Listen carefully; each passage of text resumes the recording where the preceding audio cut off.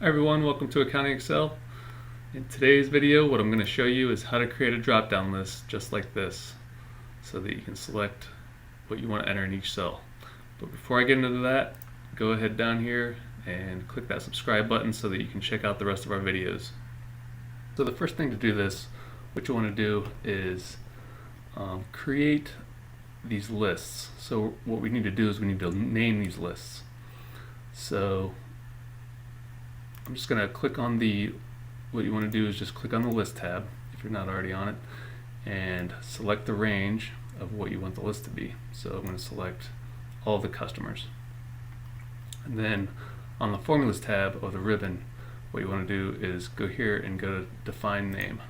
Click on define name. And then what we're going to do, you can see here it refers to this range of cells. And so what we're going to do is just name this customer. Alright, so that creates our list. So now we've created a customer list, and then what we're going to do over here is we're going to create a project list. So select the cells, go to define name. You can see here what it's referring to. And we're just going to name this project. Click OK. So now if you go click on here on name manager, you can see that we have a customer list and we have a project list. So now that we've created those, what we need to do is we need to get that list over here so that we can pull it into our drop down.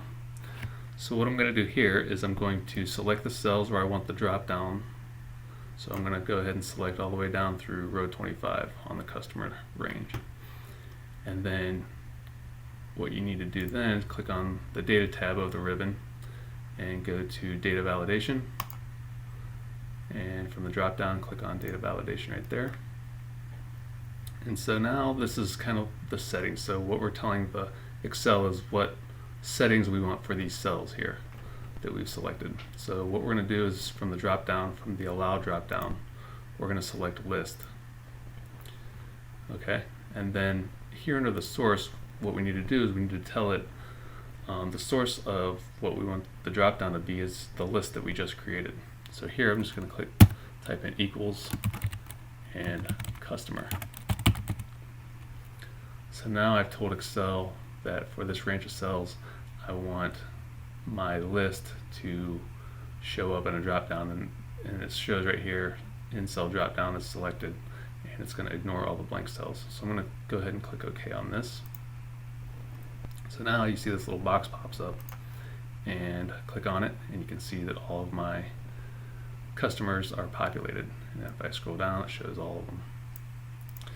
So now what we want to do is do the same thing for our project name.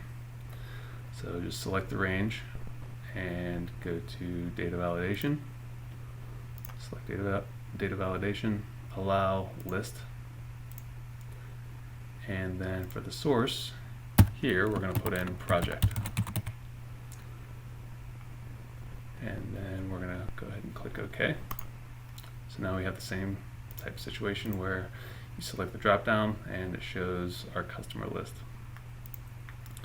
So we can go ahead and select our customers, just go select and go down, and then what you can do is, like, say that somebody else is using the spreadsheet or you're using it and you accidentally type something into the cell. So just type in some random letters there and I hit enter. It's going to stop me and say the value entered is not valid, and it says that these cells have been restricted as to what can be put in the cells. So basically what this is saying is that it's not allowing us to put anything in there because it's not on our list. So we can do that where it stops it. So if we wanted to kind of customize that, what you can do is select the range, go to your data validation, click on the data validation. The settings that we had before are already in there. And then what we can do is go to the error alert. So this is what's showing up currently, and this is the default how it's set. So right now the style is on stop, but if we wanted to say something different, like stop, and then for the error message we could say you can't enter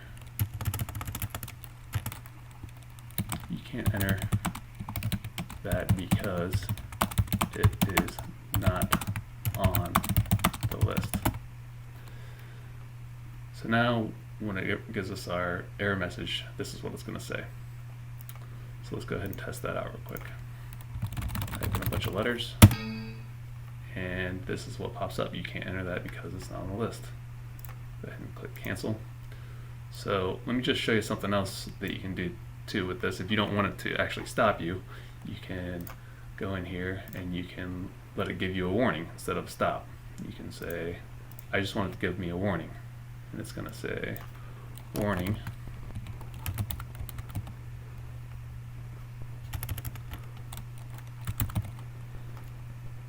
you shouldn't enter that because it is not on the list. So now it's going to give us a warning. So go ahead and try to test this out by typing some letters in there, and then it gives us a warning. You shouldn't enter that because it's not on the list. So then in this case it lets you continue, which if you click yes, it'll allow you to put in what you put in, or if you click no, it'll stop you and it'll just clear the cell out and it won't let you put it in. But if you click yes, it will show you the drop down. So the next thing you can do with this, instead of having a warning, is go to data validation, and you can just make it informational. So keep it as a warning and say, hey, you shouldn't enter this. Okay, so now it's just information instead of a warning. So whenever you enter something, it's just a little information box. You shouldn't enter that because it's not on the list. Okay, but it'll still let you enter it. It's not going to stop you. So those are some different things that you can do with the dropdown. The other thing that you can do, and this is kind of pretty cool, I think, is you go to data validation and you can put an input message. So what we're going to do is we're just going to say, call it dropdown and say, select your entry from the dropdown.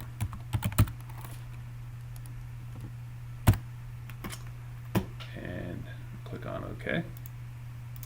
So now whenever I come to click on the cell, it's going to give me a little instruction, dropdown. Select your entry from the dropdown.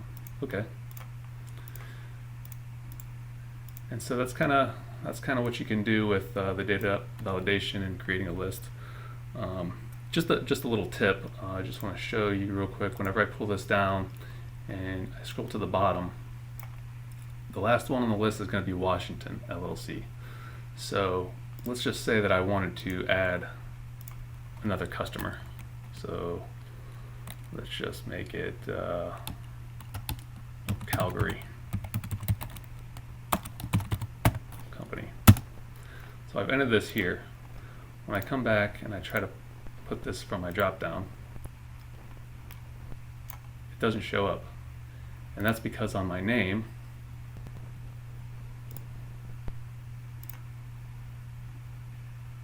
if you click on name, it's only going through A25. Okay, so we entered something in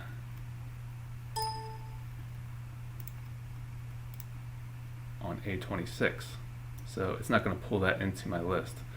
So to fix that, we just want to go to Name Manager, click on the customer. And what I would do is, if you're planning on adding some things to it, is I would just go ahead and make it a little bit longer, so that if you add something, you don't have to come in here and do this every time. So maybe put this as like 32 or something like that, so that'll give us a couple spaces, and click OK. So now when I come back and I do my drop down, it's got a couple empty spaces here, but I have my list here. Okay, now we can just finish entering in the information.